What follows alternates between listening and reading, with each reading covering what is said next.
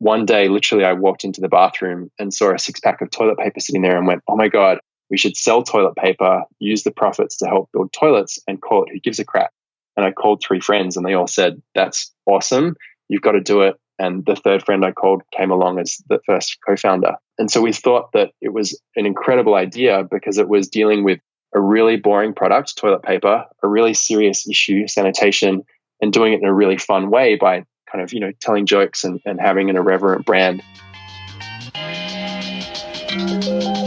Welcome to the Business for Good podcast, a show where we, Paul Shapiro and Tony Okamoto, spotlight companies making money by helping solve some of the world's most pressing problems. We hope you enjoyed the last episode with Prince Khalid from Saudi Arabia. We got a lot of feedback from listeners. In fact, I think more feedback than any other single episode ever before. Interestingly enough, not 1, not 2, but 3 of you actually commented on something that Khalid said during the interview where he was talking about a group of giraffes and said he wasn't sure what it was called, whether it was a herd of giraffes. And 3 of you commented that a group of giraffes is called a tower of giraffes. Now, I'm presuming all 3 of you actually looked that up and didn't know it off the top of your head. But if you did know it off the top of your head, my hat is off to you. So we have a really cool new episode for you. There's also a new blog out that I wrote. I recently read the biography of Elon Musk, and I shared some thoughts on that on the website, businessforgoodpodcast.com. So please feel free to check that out. And now on this new episode, what if every time you went number 2, you became the number 1 hero for someone in the developing world who doesn't have access to a toilet? Today, more than 2 billion people on the planet don't have toilets. Why does this matter? Well, not having a toilet is a pain in the butt for a lot of reasons. It's bad for the environment since the waste goes untreated, and it's bad for the people without the toilet, leading to all types of illnesses due to poor sanitation and feces-tainted local water. In fact, toilets drastically improve health, life expectancy, school attendance rates, and more. And we've got with us on the show someone who says every trip you make to the toilet can be a feel-good experience. Since the company Simon Griffiths started, Who Gives a Crap was founded for one reason: to give people in the developing world toilets. Some companies sell toilet paper to make a profit. Well, Who Gives a Crap sells toilet paper to, build toilets. 50% of all the profits from their toilet paper, which is 100% post-consumer waste, plastic-free, and filled with punny packaging, go to WaterAid, an organization that Simon will tell us more about, but suffice it to say that in the 6 years since he founded Who Gives a Crap, they've already donated millions of dollars. This is sure to be the crappiest interview we've ever done, literally, and we couldn't be more psyched. My friend Colleen Patrick Goudreau has gotten really into cutting down on the amount of plastic waste that she has in her life. And recently, while I was house sitting for her, she got this massive package of toilet paper. I couldn't understand what would be so special about toilet paper that she and her husband needed a huge package like that. So I looked up the brand to see what it was, and it was your brand, Who Gives a Crap. And I'm so excited to have you on the show with us today, Simon. Thanks for being a guest on Business for Good podcast. Thanks for having me, and really cool to hear that's how you found out about us. Also, the packaging of the toilet paper is so cute. I recently saw that my friend Colleen wrapped a gift with it. Was that your intention originally?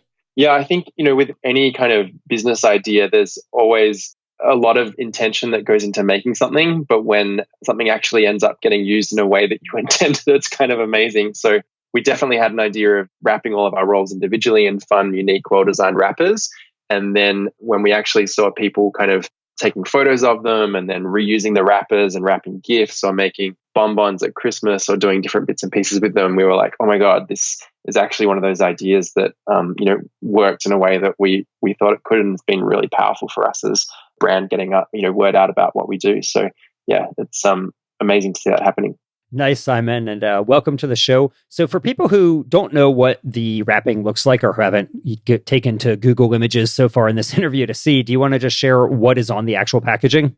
Yeah, so we basically sell an environmentally friendly toilet paper product. So it's made with recycled materials or bamboo. And then we also have tissues and paper towels that are made from bamboo, and our paper towels have some sugarcane in them too, which is the upcycled bagasse that comes from, the waste of the sugar making process. And we wrap every roll, every box, every, kitchen towel roll in its own wrapper, which is one of, I think, about 7 different designs now. So our toilet paper is all very, bright and fun, well designed. And then we put 3 red emergency rolls into the bottom of every box, you know, when you're about to run out of product, which we hope solves the age-old toilet paper problem. And the idea is that we wanted to create something that was so beautiful, people didn't want to just put it at the back of their cupboard. They wanted to have it out on display. And so we see tons of photos being shared on social media of our product stacked up in bathrooms, in cafes. And it's just awesome to, you know, hear about people seeing our product all over the place. I literally just got sent a photo this morning from someone in the UK. I think at WeWork summer camp this week, there was a box of our product sitting out in the middle of a field in the middle of nowhere because we're supplying all of their toilet paper for their summer camp this week. So it's just really cool to see images like that being shared all over the world. Nice. I like the idea of the red emergency rolls. It kind of reminds me of like when your phone only has 20% battery left and you start getting that red image and you need to go plug in. Well, I guess it's that time to order some more Who Gives a Crap toilet paper then when you start seeing red. Yeah, totally. I think the other thing we did was set up a subscription service. And, it's when you think about it, people's bathroom habits are actually fairly predictable. So we can work with you to figure out what the right delivery frequency for your unique household looks like, and then ship you a box, 3 days before you're about to run out. So you can sign up and never, ever run out of toilet paper again. That is awesome. So Simon, I saw that you went to a school specifically for social entrepreneurs. I didn't even know that place existed.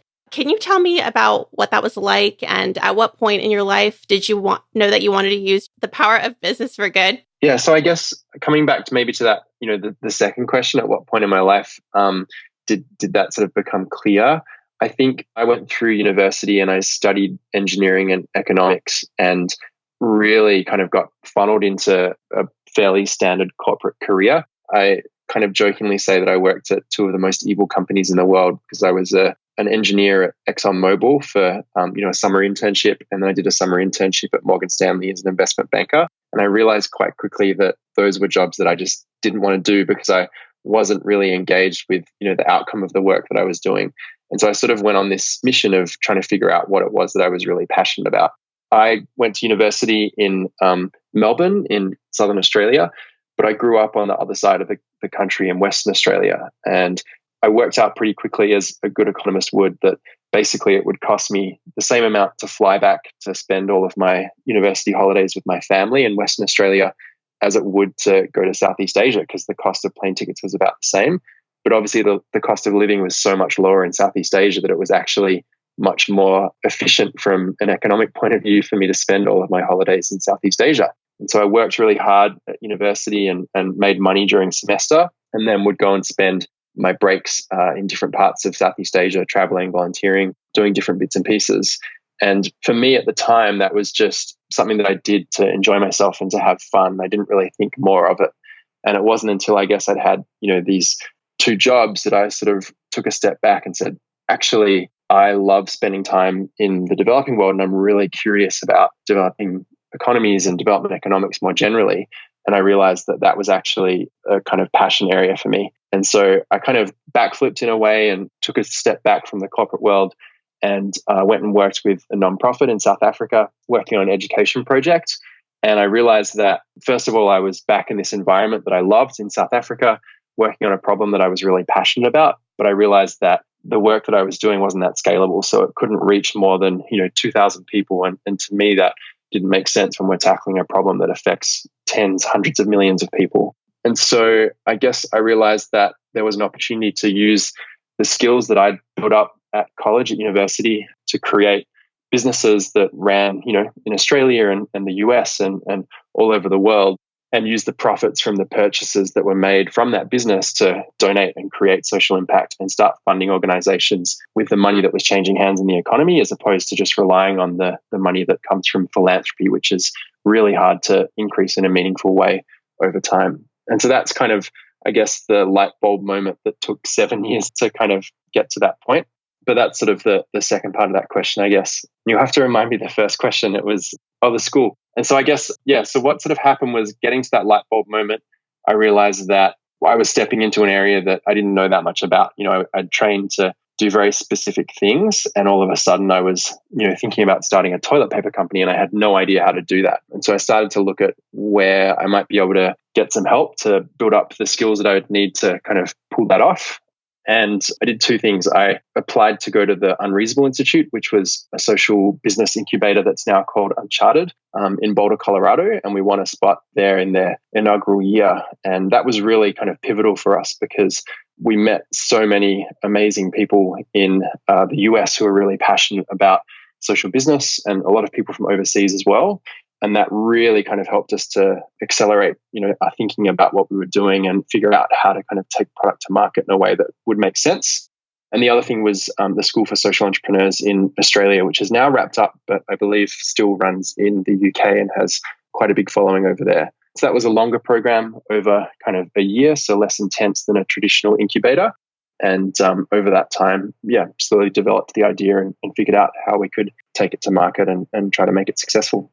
What types of things do you learn at a school for social entrepreneurs? I think there's a whole lot of different stuff. That year we really kind of learned how to change the way that we were trained to think from college or university, and instead start to think about how to run a small business and how to pitch an idea and how to find people and get them invested in what you were doing, whether that's in terms of capital or in terms of just buying into the vision and wanting to help out in other ways. And so probably the biggest thing that we learned through that whole process was how to pitch, like how to tell your story in a really compelling way. And there's actually a lot of science that goes behind that, which I don't think I really understood going into that. And so that's a skill now that we use through pretty much everything we do, whether it's talking internally to our team, you're kind of using the science of how to tell a compelling story and how to bring people alongside. We also use that in our marketing when we're talking about our products, but really the essence of that came from learning how to pitch an idea to someone and get them to buy into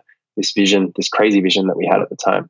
So that was probably the biggest thing that came out of it, I guess. And that's definitely something that you don't learn from, studying at university or college. I had not really thought about how storytelling is so powerful until I read a book called The Storyteller's Secret. And it really changed my perspective on how businesses need a good storyteller to tell their story and to explain their vision. It's so key. And I think that, it's really catalytic. I remember it was really like chalk and cheese that year where we went from having a great idea, but not being able to get people to kind of buy into it in a meaningful way. And then all of a sudden we kind of figured out how to tell the story of what we were trying to do in a much more compelling manner. And literally overnight, it just completely changed. And all of a sudden people were really buying into what we were doing and really wanting to help us move along. And so the pace at which the idea accelerated just literally, changed overnight and started to move in a much, much faster way, which is quite amazing.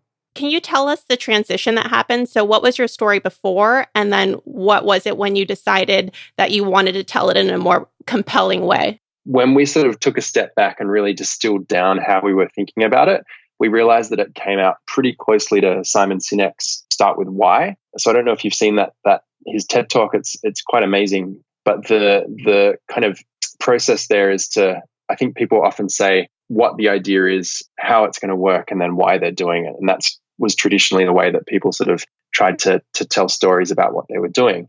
And his whole piece was, if you do it the other way around and you start with the why, then people get bought in, and then you slowly unveil how you're going to do it and then what the actual idea is at the end. And by the time you get to the what, everyone's already saying, hell yeah, I want to be a part of this. And so for us, the formula that we kind of worked with and got, found was really successful was what we called problem, solution, and then our unique approach to that solution. And so it was really kind of starting with the sanitation problem. And, it's a problem that affects 2.4 billion people globally when we started. And it's now a tiny bit less than that, which is great, but hugely devastating, and one that isn't talked about too much because it's kind of gross. It's not, super sexy, providing clean water to people for the first time. But basically, the bad stuff ends up in water that people use to cook, clean, and wash. And that results in diarrhea-related disease that basically fills half the hospital beds in sub-Saharan Africa and kills about 800 children under the age of 5 every day. So it's the second largest killer of children under the age of 5. Simon, when you say it's 2.4 billion and now it's slightly less, what do you mean? Is it now 2.3 billion? Do you know the exact numbers? Yeah, so now it's 2.3 billion. So that's still 100 million fewer people suffering from this problem. That's a huge deal. Yeah, it is. It is. And that's something that's changing over time, but we still need to accelerate the pace at which we're doing that. in order to literally see everyone have access to a toilet before the three of us buried in the ground. And that's a reality that we're kind of working to try and change, I guess. But yeah, so coming back to it, that's the problem. And then with this particular problem, we know what the solution is. It's giving access to toilets and providing the education around why hygiene and sanitation is important. And we know that if we do that in combination with providing clean water, people are much more highly impacted than if we do, just providing a toilet or just providing clean water by itself. And so our unique solution to that is to really drastically change the way that that's funded by setting up a toilet paper company that uses half of its profits to build toilets in different parts of the developing world. And our product's called Who Gives a Crap? We're a direct-to-consumer online business, and you can jump on our website and buy our product.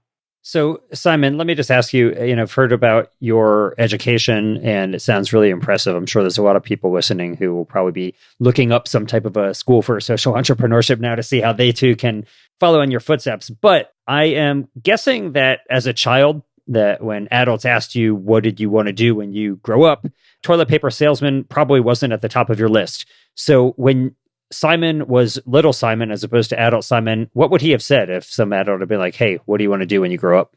Yeah, so I think when I was a kid, the term entrepreneur didn't really exist in the same way that it does today. So I would say to people that I wanted to be a businessman. And I think that at its essence, that was, I wanted to be an entrepreneur. And so I kind of knew that from a really young age. And I was one of those kids that tried a ton of different business models while they were, in primary school and high school. And I sold stuff to our neighbors and to our, my friends at school. Huh. Were you selling toilet paper? Not toilet paper, but all sorts of different stuff like pet minding services, and probably had a lemonade stand at some point. I grew up in Western Australia where it's very hot. It's kind of like the same climate as LA, I guess.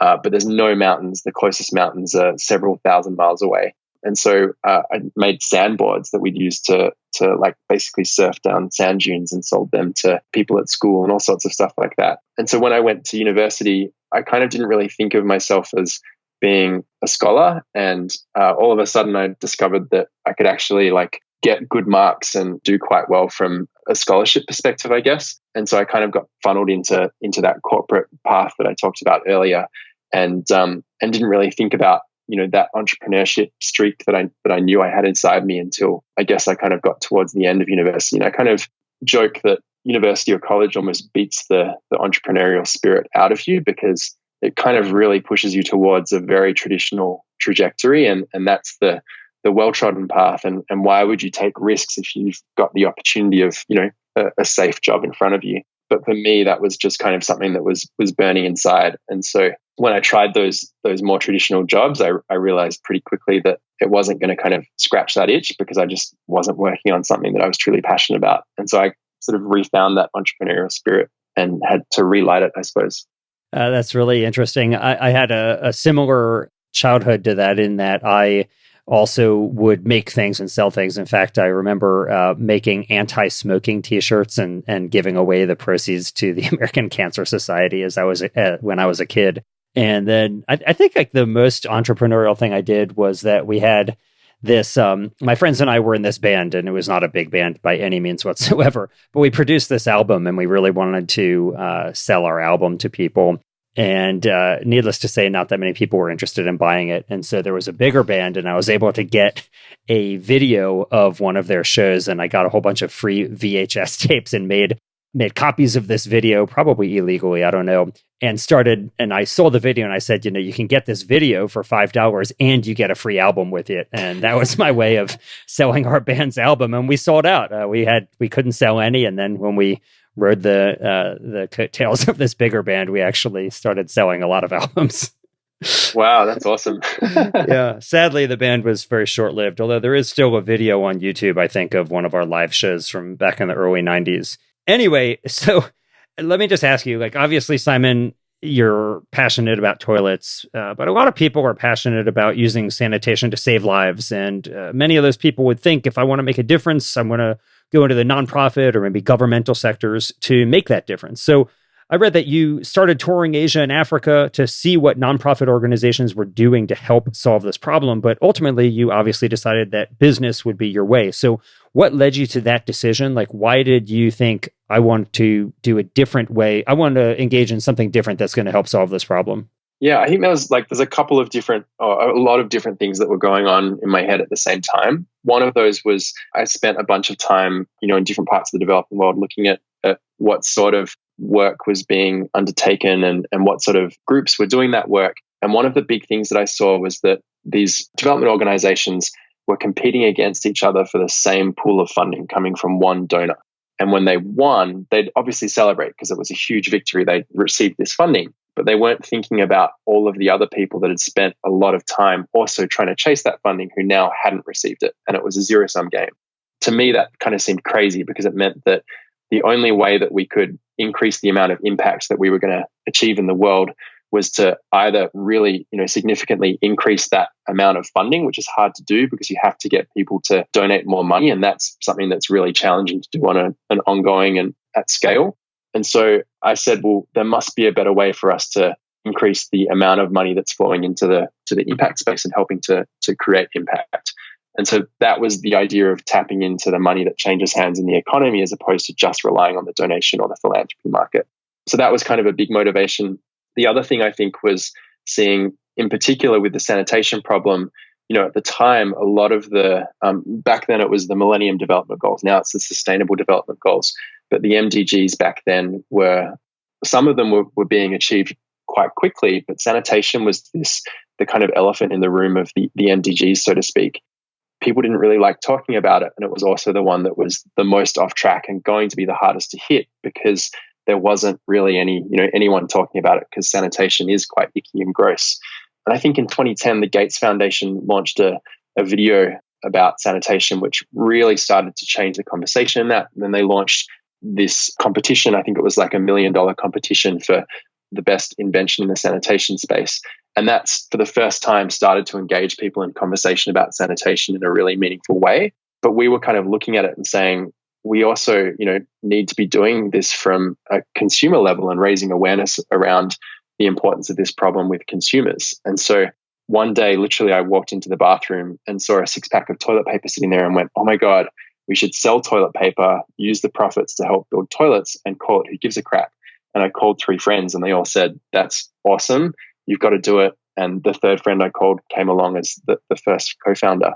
And so we thought that it was an incredible idea because it was dealing with a really boring product, toilet paper, a really serious issue, sanitation, and doing it in a really fun way by kind of, telling jokes and having an irreverent brand and able to kind of connect with consumers and educate them around this problem that we actually all know a lot about because we all know about sanitation, but do it in a way that was both meaningful but fun instead of kind of icky and gross, which is how it had been done prior to that. And so for us, that was kind of the silver bullet, was kind of having that, that quarter-second epiphany and being like, wow, this really solves a whole lot of stuff that is kind of one of the challenges in the sanitation space. And so that's kind of, I guess the impetus. Speaking of fun, I really love the story of how you started raising money for your company. Can you tell the guests the hilarious method that you used to raise money? Yeah, so I guess, it turns out that starting a toilet paper company is a bit of a challenge. And we kind of did, when we had the idea, we did what any 20-something-year-old would do, and we jumped on Google and typed in, how do you start a toilet paper company? We worked out that the biggest hurdle is the initial production run, which basically the minimum order is 50,000 rolls. And this is enough toilet paper to literally fill your house. So if you can't find people to buy the toilet paper, then you've got this massive, massive problem on your hands. But bigger than that, it was going to cost $50,000 to place that initial production run. So back in 2012, we were trying to figure out how to take the idea to market, and crowdfunding was just starting to take off. I think when we were kind of looking at crowdfunding, we were starting to see the first $1 million Kickstarter campaigns literally in that 6-month period were coming out. And we were like, wow, this is an awesome opportunity for us because it allows us to get the capital we need, but also to sell those first 50,000 rolls. And so we started to put together a crowdfunding campaign video and quickly realized that we were selling literally the most boring product in the world. And all of the crowdfunding campaigns that have been successful either had this incredible product or they had kind of a cult following that was around them. and we had the most boring product and no cult following. So we realized that we had to kind of do something a bit different in order to try to get people's attention. And so we put together a crowdfunding campaign video. And at the end of the video, it's all shot in our warehouse. I'm sitting on a toilet, kind of, talking to the camera. And at the end of the video, I say, I'm not going to get off this toilet until we've pre-sold the first $50,000 worth of product. And you can jump on our live web stream and see me sitting here while the pre-sales are rolling in. I'm not getting up until we've got that $50,000 in our bank account. And so we launched the crowdfunding campaign at 6 a.m. on, I think, a Tuesday morning in Australia. So it would go into the end of the day in the US with the time change, and literally sitting on a toilet with a live web feed set up. Fortunately, we managed to get a lot of attention. As you can imagine, it got picked up very quickly on social media. And we had national television coverage on breakfast TV in Australia. National print coverage went, all over the internet. I think we had 2.5 million social media impressions for the campaign. And in 50 hours, 50 horrible, never ever to be repeated hours of my life, we'd managed to pre-sell the first $50,000 worth of product. And we had a toilet paper company on our hands, which was a pretty awesome result. Nice. So if it was $50,000 in 50 hours, you were making a salary of $1,000 per hour, right? You maybe should have kept sitting. Yeah. Well, I think once we kind of got over the target, I think I was about 46 hours in, I was like, oh my God, I can't do this anymore. And I'd been sitting on a toilet for that long. As you can imagine, my legs were pretty numb. Like I had pretty bad leg pain, but I'd also stayed awake that whole time. And I'd never done that before, but it turns out that if you stay awake that long, you actually start hallucinating. And, I started to imagine there was a shelf next to me to lean on. I tried to lean over and then almost fall off the toilet. And I was kind of like seeing all of the Twitter icons on TweetDeck, which I was using on my laptop, turn into GIF images. And I'm like, oh my God, they're definitely not GIF images. By the time I got to that 50 hours, I was well and truly ready to get off. And I think I ended up sleeping on the ground next to the toilet with the webcam on, so that we were still there if you jumped online and had a look at what was going on. Were there any like lasting health problems for your legs or anything else from doing it? Yeah, so I would definitely not recommend sitting on a toilet for 50 hours. I ended up having quite bad calf pain and had to go and get my legs checked for deep vein thrombosis. And they said that they'd never seen anyone as young as me going in for a DVT scan. But a couple of months after that, I flew over to the States because one of the co-founders was in San Francisco and we were working on the packaging design together. And that long haul flight, when I got off the other side, again, I had this same calf pain come back. And I realized that I'd actually done something pretty serious to my legs. And so I think it was some sort of nerve damage. And it took about 2 or 3 years to be able to sit down on a long haul flight without getting pain in my legs. So yeah, I definitely wouldn't recommend doing it. What did your family think about that stunt? I know that my family would be mortified if I recorded myself on the toilet. I think I've been really lucky to have parents that have been super supportive in that they never said to me, what the hell are you doing? When are you going to get a real job? But they definitely didn't really understand what I was doing or what I was getting myself into, I think, until we started shipping the physical product. And so mum and dad were cheering me on and were, really awesome supporters. I think they even put in, like $2,500 or something to the campaign and were kind of calling me saying, when's the right time to do this? Trying to figure out if they could kind of use it to catalyze additional donations to come in. So yeah, they were totally awesome. The kind of other funny fact there is, as I said, I grew up in Western Australia, which is kind of like on the west coast of Australia, and was living in Melbourne on the east coast of Australia, 4,000 kilometers away. And we realized really quickly that basically in order to send product from Melbourne to, anywhere on the west coast of Australia, it was going to cost us $54 per box to ship product to customers on that side of the country. And so there was no way we could, even recoup the cost of the product back. Like we'd literally lose, $60 or $70 after taking into account cost of goods sold and everything else every time we sold product to someone on that side of the country. And so my dad said, why don't you put product on a pallet and drop it on a train and send it over to us here? And they'd receive the pallet in our kind of garage in our family home. And dad would drive around in our family van, dropping off boxes to everyone saying, oh, I'm Simon's dad. Thanks for ordering. And he told me, and I was like, Dad, you can't say that. Everyone's going to think we're this tiny little company. You have to say, oh, I'm a volunteer helping to have more impact. And, thank you for buying this product. And so Dad was, driving around, dropping off sort of 10 boxes a week or something. And then someone ran a plastic-free campaign, and we saw our sales volume spike and literally sold out of product in Dad's garage. And so I had to ship 2 more pallets over, and they got delayed, and it took 2 weeks to arrive. And by the time they got there, we had like 150 orders that had built up over that time. And so Dad basically cracked it and said, "That's it. You need to find a warehouse that's going to do this for you. I'm going on holiday at Christmas, and after that, I'm done." And so we, from that point, had to basically find a second warehouse outside of Melbourne, and that became part of the kind of special sauce of our business, where we now run 7 warehouses around Australia and are setting up a similar network across the US so that we can cut down the distance to customer, which is great from an environmental point of view because truck miles are so inefficient, but also speeds up delivery and lowers the delivery cost, which makes it a really awesome outcome for everyone. Nice. So what is the cost difference between if I'm going to go to a regular mainstream supermarket and buy toilet paper compared to buying from you all? Yeah, so we generally find that we're price competitive or cheaper. We sell really large rolls. So because we are shipping product to people, we wanted to fit as much as we possibly could inside a box. So our rolls are 380 or 400 sheet rolls of toilet paper. So when you run the math on a per sheet basis, we end up being a really cost-effective option and have free shipping nationally in the US, the UK, about 70% of Australian households as well. And so it works out pretty good when you run the math on a per sheet basis or per 100 sheet basis.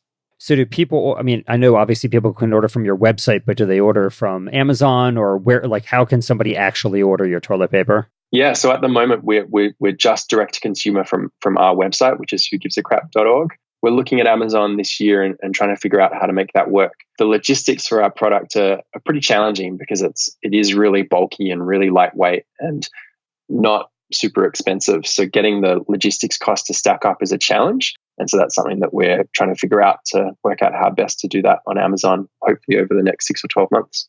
So, Simon, let me ask you, you said earlier in the interview, you all donate 50% of your profits to WaterAid. How did you come up with that number? Why not 75% or 100%? Like, how is it that you thought 50% is the right amount to give away? Yeah, it's an awesome question. So when we first came up with the idea, we actually said, let's start a non-profit toilet paper company and donate 100% of our profits. But I talked earlier about going to the Unreasonable Institute, which is a social business incubator. And one of the big realizations that we had there was that it's incredibly hard to set up a scalable business model that's a non-profit business because the working capital requirements are really challenging. And if you're making donations every year and trying to donate 100% of your profits, you're constantly running your bank account down at year end to get the donation out of the business. And it makes it very, very hard to make the working capital requirements work. So you have to take on a lot of debt in order to make these donations at the end of the year. And so we took a step back and really thought about what we were trying to do and said, actually, if we want to have the most impact and to try to really shift the needle on this 2.4 billion people that don't have access to a toilet, we need to think about what is going to be the most scalable impact that we can have. And we said, the best way to do that is if we can have cash left over in the business in order to reinvest in the future growth. But also, when you run a nonprofit, you can't potentially sell equity in the business, which means that you can't get people to come in and help kind of put money into it in order to accelerate the success of the business. And you can't use equity to reward early staff members or your team later on in the journey who've bought into the vision, but you probably can't pay them the same salary as what they might be able to earn somewhere else. The 50% model for us was really about accelerating the pace at which we could grow and therefore the impact that we could have. And we certainly believed that we could grow more than twice as fast with the 50% model. And therefore the donation that we'd be able to make would be larger than if we just had the pure nonprofit model. And so that's kind of, I guess, the real impetus behind it. And I've probably also talked a little bit about the lens that we use to make all of the decisions within the business is really about how do we have the most impact that we possibly can? And so we're always kind of coming back to that question when we're thinking about what the right thing to do will be moving forward. That is really interesting indeed. So where is the company now? How much money have you raised? How many people are working there? Or is it a profitable company yet? Yeah, so we have to. Our business model means that we really have to be profitable in order to make those donations each year. We've been since the crowdfunding campaign, it basically took us about 8 months to sell our product, to get it ready, produce it, ship it, get it out to our customers. And once we sent the first few orders out, all of a sudden, we had about 3 months worth of supply in our warehouse. All of a sudden, day after day, we saw our sales doubling. And after 5 days, we sold out of all of the products that we had, which we thought was going to take 3 months. And we had no idea why. We weren't doing any sales or marketing ourselves. And then we jumped online and saw just, like hundreds, thousands of pictures that our customers were uploading of our product with their babies, with their pets. And if you jump on and have a look at the Who Gives a Crap hashtag on social media, you'll see what we mean. And it's really amazing to see this kind of groundswell that came around the concept when we first started shipping it out to our customers. So is all of your income coming from sales, or do you have investors as well, like beyond the Kickstarter? Yeah, so we at that point said we need to basically triple down on our order volumes. This is a much bigger kind of online business than we ever thought was possible. And we always thought we would need to work with supermarkets to reach people. But at that point, we realized for the first time, maybe we could grow this into just an online business and not have to work with supermarkets. And so we took on some debt capital from an angel investor who's been an amazing supporter of ours over time. And that enabled us to increase our order volumes. And then we basically grew from word of mouth over the first 2 years and went from me working full time in the business by myself to, a handful of people. We were growing at 2 to 3x year on year. And we've continued to grow at that rate since we launched and consistently started selling product a little over 5 years ago now. We've gone from a team of 1 to, I think we're a team of 45 today, but that's changing weekly at the moment because we're really starting to grow really quickly in terms of headcount. And total donations now are a little bit over $1.8 million in Australian dollars. So, that's roughly about $1.5 million US dollars from the first 5 years of donations.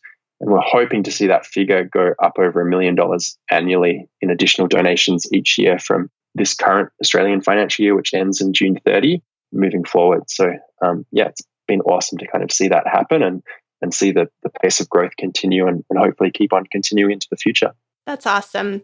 Unlike businesses that become successful and dive into philanthropy, your idea from the beginning has been to make lives better for people without sanitary systems. And that's exactly the kind of thing we want to highlight on Business for Good, that it was your mission from the beginning. How much have you donated, and how do you know that the money is being well spent? We've been trading now for a little over 5 years consistently. And in that time, total donations have just gone up over 1.8 million Australian dollars, which we're super proud of. We have, I guess, kind of changed our donation strategy over from when we started and wrote our first check of $3,000 to some of the more recent checks, which are up between $500 and $1 million. I think early on we said, well, we need to work with someone that we know can absorb a donation that is large or small. So we're not going to make or break them based on the donation that we're making. And so we started out just working with one organization, WaterAid, that we knew did great work, a very traditional approach to philanthropy and approach to the sanitation space. And we worked with them because we were in Australia, where we were head office. We worked with them in regions that were quite close to Australia, so Papua New Guinea, East Timor, Cambodia. And then as we started to see our donations increase in size, we wanted to do two things. We wanted to work with some smaller organizations where we could be a really meaningful donor and get kind of closer to a smaller organization. And so we funded a couple of guys in Kenya called Shofco and Lawala, who work across a whole bunch of different things, including sanitation. And then we also wanted to fund some really higher risk approaches to solving the sanitation problem.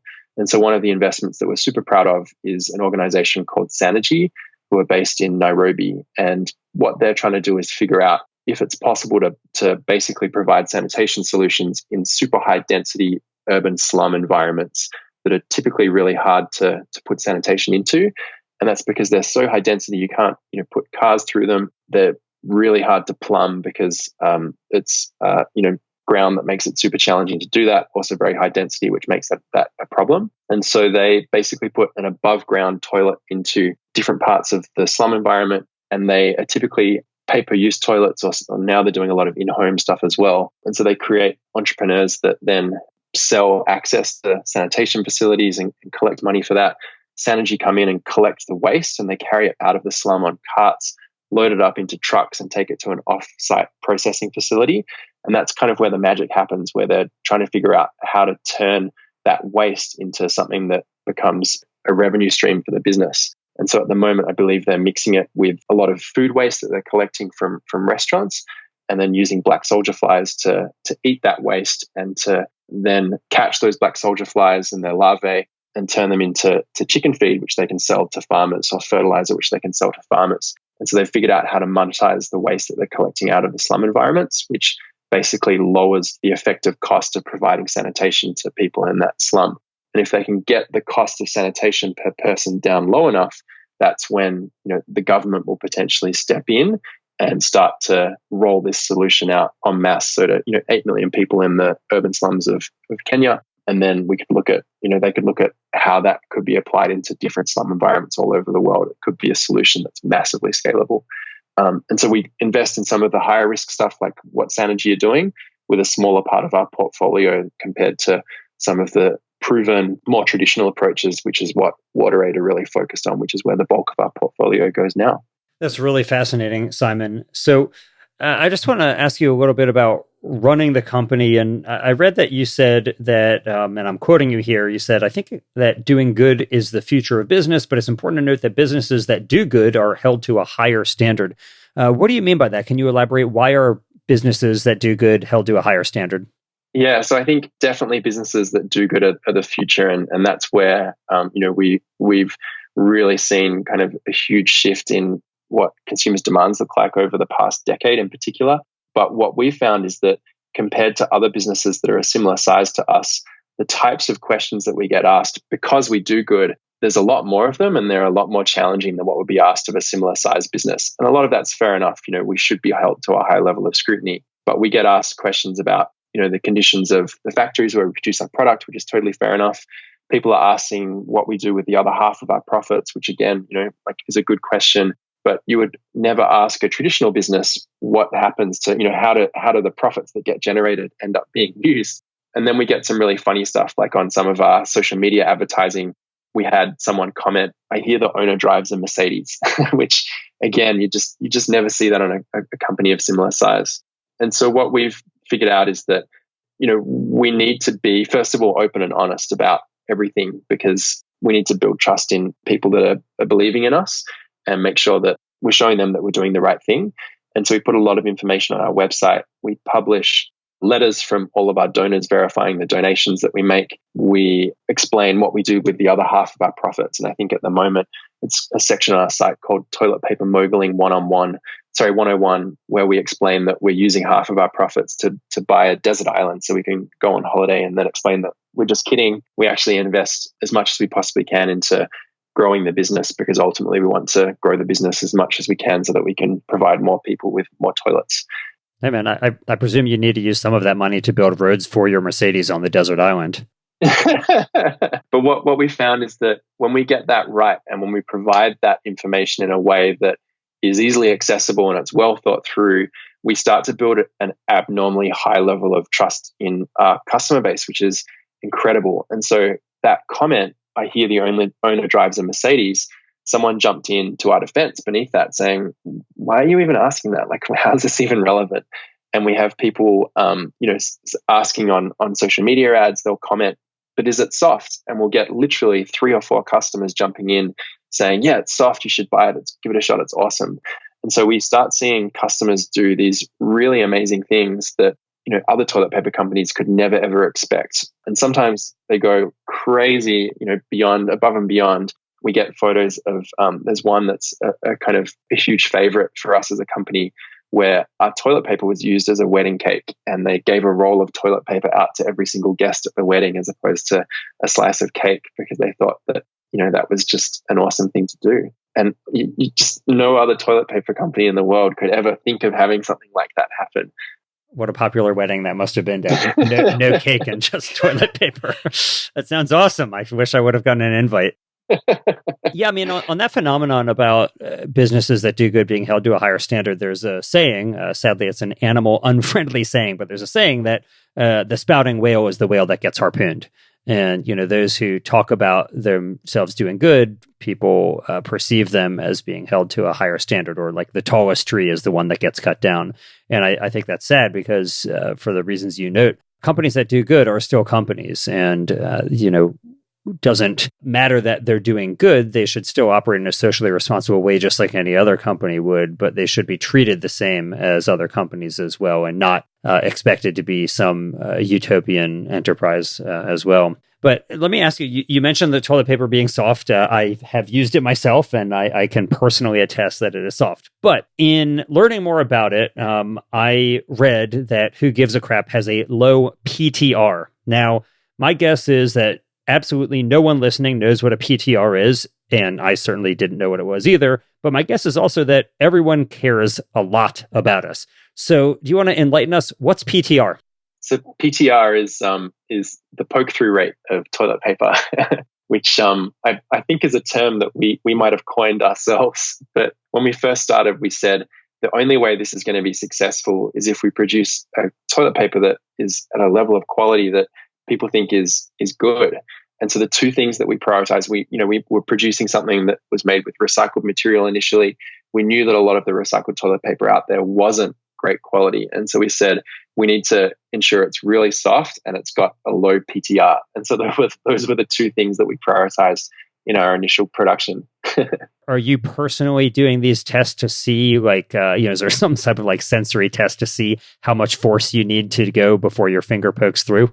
Yeah, so this is actually kind of a topic of hot debate in our company at the moment, because there is a lot of machinery that you can use to test, tensile strength and softness and a few other things.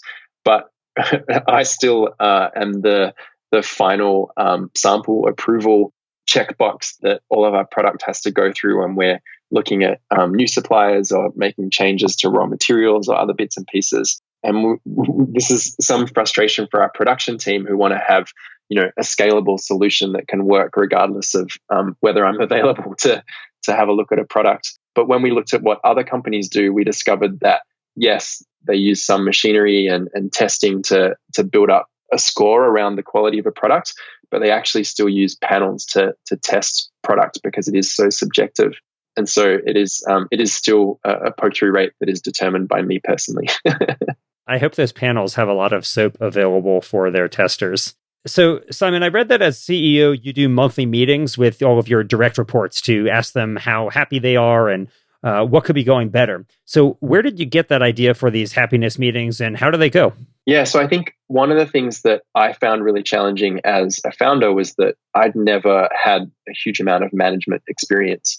And, we were very good as a company at dealing with functional operational problems. And we had great systems in place to work through functional operational problems, which were weekly one-on-one meetings. And we had a format for those, which was working quite well. But what was missing was this kind of, the people management part of that, which is checking how someone is going and making sure that we're supporting them and that we're ensuring that we're helping them to develop in a way that's meaningful for them and giving them the autonomy to be able to really thrive. And so the monthly meetings we set up as a tool to basically have a conversation about the person and check in on how they're individually going. And so we landed on this format, which means that we use the same set of questions every month. And those are, first of all, we know that this can't be rated out of 10, but imagine if it could, what's your happiness out of 10? And then what's gone really well over the last month? What could have gone better? What do you need to be focusing on over the next month? I think there's one other question, which I can't remember off the top of my head. Oh, how are you going against your quarterly goals, which we set each quarter? And so we kind of use those questions in a Google Doc that then the person will fill out, and then I'll jump in 24 hours in advance and have a look at all of their answers. And it gives me a really good read on how they're going, but also allows me to have a think about what I can do to support them and to help get to where they need to go, whether that's helping to clear roadblocks or looking at ways that we can make them more happy or how we can better support them or find external mentorship or something else. And so that's just been an incredible tool, which really kind of, I think, took all of our people managers to the next level in terms of helping them feel like they were doing everything they could to support their team, but also making sure that their team felt they were being listened to and had an opportunity to give feedback and had an opportunity to ask for support when they needed it. Do you think that employees feel like they can be honest since it's not an anonymous survey? Yeah, so we do this. This is a tool that we use between a manager and the person that they're managing. And then we also have a purely anonymous survey that we use with a company called Culture Amp that I can't recommend highly enough. They're incredible. And their tool is 100% anonymous, whereas this one obviously isn't. Our monthly tool isn't. And we run these engagement surveys with Culture Amp currently yearly, but we're looking to move that to twice yearly. And that gives us a really good read on how people are going in a pure anonymous level. I think as a company, the monthly tools only work if we're all committed to being really transparent and having the hard conversations as they come up rather than delaying them. The last thing we want is for someone to not be happy and for us not to know about it, because we would like to have the opportunity to work with them to figure out how we can make them happy.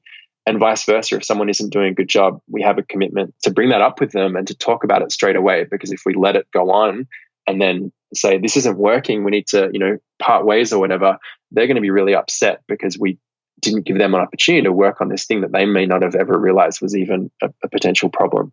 And so as a company, we have this policy of, we always say honesty is the best policy. And we say that our customers will forgive us for our lumps and our bumps as long as we're open and honest about them. But that comes through to our team as well, where we have to all be open and honest with each other and transparent about what's going on. And so we have, a whole lot of different tools we use for that outside of just those meetings, like an Ask Us Anything channel in Slack, where anyone can ask any question and it will be responded to publicly in that Slack channel. And so we're fully committed to being really open and honest throughout, all parts of the business. Yeah, I like the idea of those type of happiness meetings, Simon. I've done them myself, and I especially like the rating on a 0 to 10 scale, because you can chart somebody's happiness level over the course of months or years, and as the case may be, and see why things are changing for people. And you can say, hey, 6 months ago, you were pretty happy, but now you're not. What happened? And try to pinpoint the root of the problem. So my hat is off to you for that. So as we're winding down here, we're going to do a lightning round with you. So keep your answers short, but we're going to ask you some questions and see what you think. So as you might call it, we'll call it here the final push. All right, Simon, the CEO of Who Gives a Crap, what are your favorite foods to help with going number 2? Coffee, definitely coffee. Favorite thing to do while going number 2? I'm a terrible person who uses my phone in the bathroom. Sorry. What a sinner. Wet, flushable toilet paper. What's the deal? Oh, I honestly have no idea. I'm not a big fan. I really like Japanese toilets, but I'm not a big fan of wet wipes.